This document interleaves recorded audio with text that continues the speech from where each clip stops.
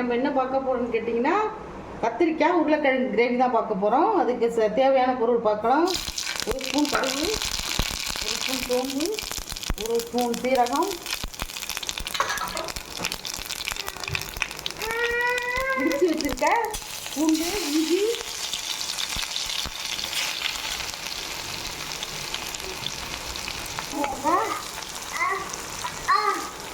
கருவேப்பிலை, வெங்காயம் போட்டு வதக்கிட்டேன். இப்போது ஒரு 3 கத்திரிக்காய் அரிஞ்சு வச்சுருக்கேன். அரிஞ்சு போட்டு எண்ணெயிலே நல்லா வதக்கணும்.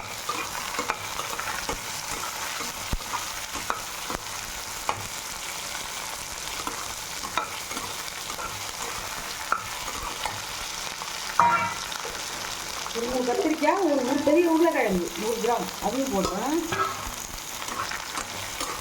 இப்போ எண்ணெய் அதிகமாக தான் ஆகும். நான் ஒரு 3 டேபிள் ஸ்பூன் எண்ணெய் போட்டிருக்கேன். நல்லா சுருளாக வளர்க்கும் இல்லையே பாருங்க.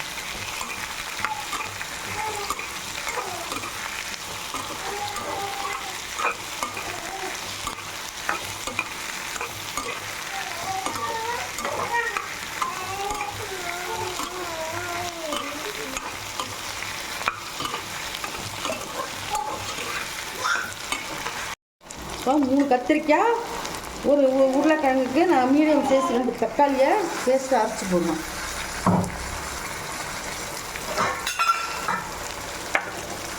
இதுக்கு தேவையான உப்பு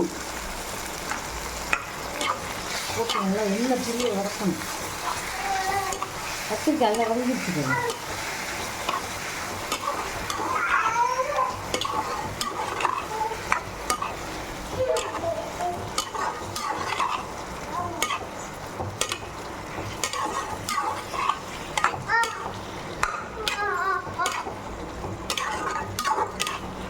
தக்காளி போட்டு வதக்கி ஒரு 10 நிமிஷம் மூடி வேக வைப்போம். அப்புறம் பார்க்கலாம்.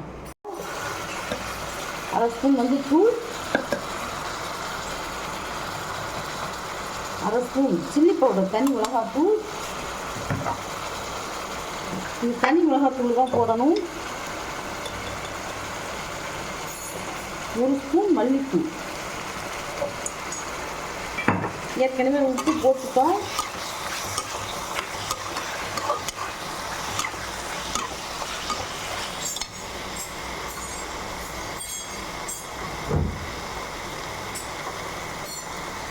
ஒரு கப் தயிர், நல்லா கெட்டி தயிர் போடுறேன்.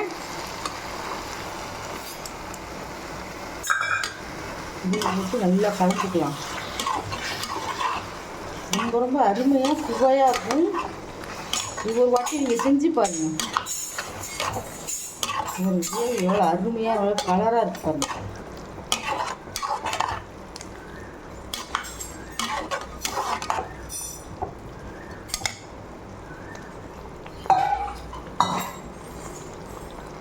இப்போ நான் மிக்சியை கழுவி ஒரு 1/2 டம்ளர் தண்ணி ஊற்றுறேன்.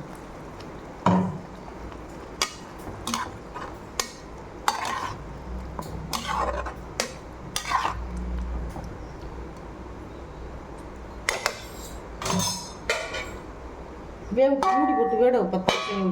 இப்போ பாருங்கள், உருளைக்கிழங்கு, கத்திரிக்காய், தக்காளி கிரேவி ரெடி ஆகிடுச்சு. எப்படி என்ன பிரிஞ்சு தெளிஞ்சு வந்துருக்கு பாருங்கள். இந்த ஸ்டேஜில் ஒரு கலரை கலரி வச்சுட்டு நான் அடுப்பு ஆஃப் பண்ணிடுறேன். இதே மாதிரி நீங்களும் செஞ்சு பார்த்துட்டு நாங்கள் இந்த வீடியோவாக போட்டிருக்கோம். அந்த வீடியோவை பாருங்கள். இந்த ரெசிபி பிடிச்சிருந்ததுன்னா ஷேர் பண்ணுங்கள், லைக் பண்ணுங்கள். யாருமே சப்ஸ்கிரைப் பண்ணாமே பார்க்குறீங்க. நீங்கள் சப்ஸ்கிரைப் பண்ணி பார்த்தா தான் நாங்கள் அடுத்தடுத்து போடுற புது விதமான டிஷ்ஷெல்லாம் உங்களுக்கு வந்து சேரும். சப்ஸ்கிரைப் பண்ணி பாருங்கள். தேங்க்யூ, பாய்.